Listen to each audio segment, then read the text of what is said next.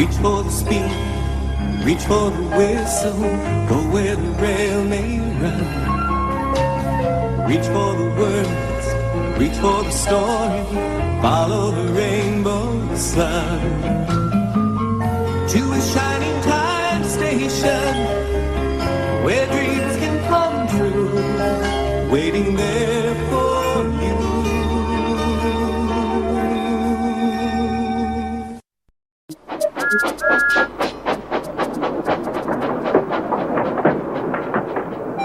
James had not seen the Fat Controller for several days.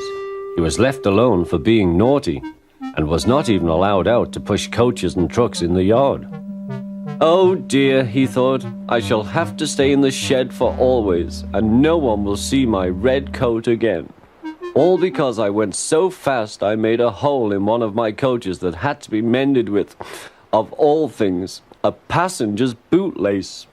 At last the Fat Controller arrived. I see you are sorry, James, he said. I hope now that you will be a better engine. You have given me a lot of trouble. People are laughing at my railway, and I don't like that at all. I'm very sorry, sir, said James. I will try hard to behave. That's a good engine, said the Fat Controller. I want you to pull some trucks for me. James was delighted and puffed away.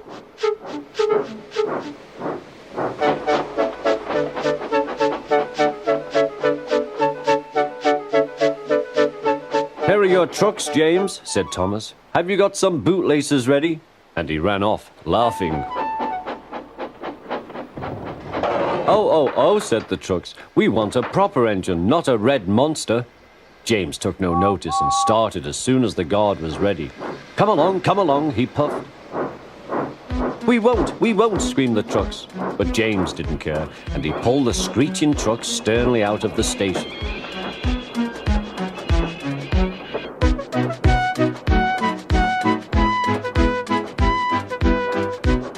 Trucks tried hard to make him give up, but he still kept on.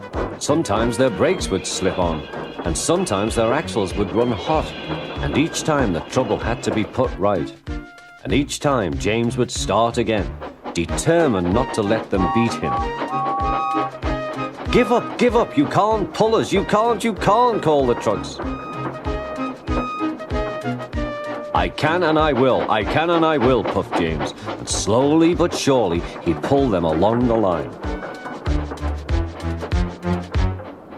At last they saw Gordon's Hill. Look out for trouble, James, warned his driver. We'll go fast and get them up before they know it. Don't let them stop you. So James went faster, and soon they were halfway up. I'm doing it, he panted. Will the top never come?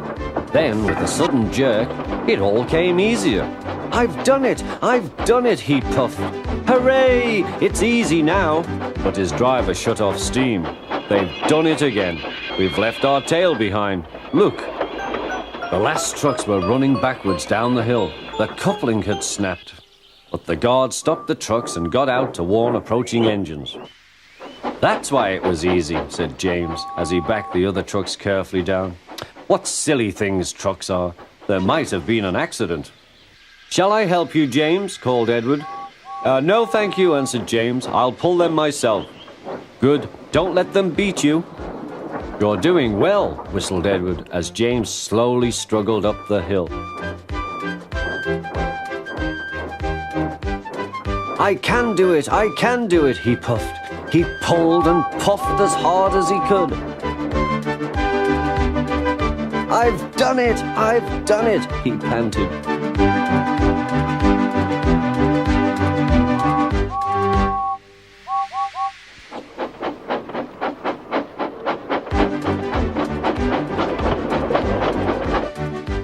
They reached their station safely, and James was resting in the yard when Edward pulled up.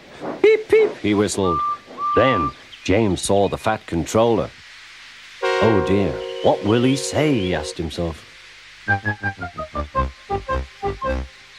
But the Fat Controller was smiling.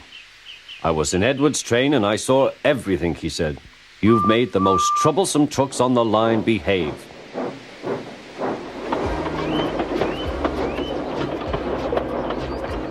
After that, you deserve to keep your red coat.